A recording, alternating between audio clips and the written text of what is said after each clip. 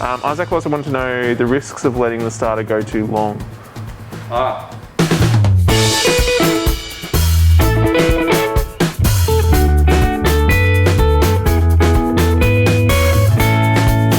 Time, for starters, the time length, 24 to 48 hours is heaps.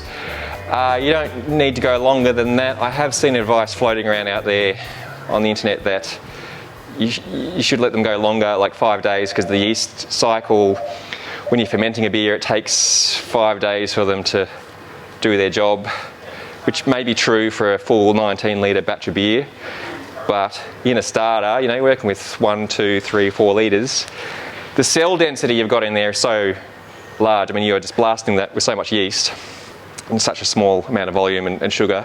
It's going to be done in 48 hours. Like, it's probably going to be done in 24 hours even. The point isn't that you are wanting to get the yeast to go through their entire life cycle either. You just want them to get healthy, build their numbers, build up their cell walls, get happy, healthy, so that they're ready to do the job when you add them to the fermenter.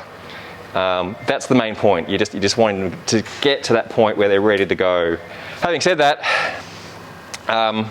leaving the starter going on your bench, stir plate or whatever for longer than that period, I don't think there's any harm in it really.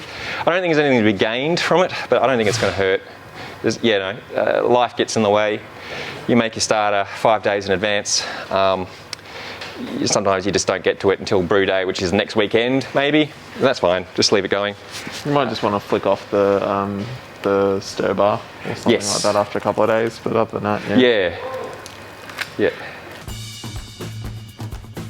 If you found that video interesting, like, subscribe, hit the bell notification thingy, that way you'll never miss a thing.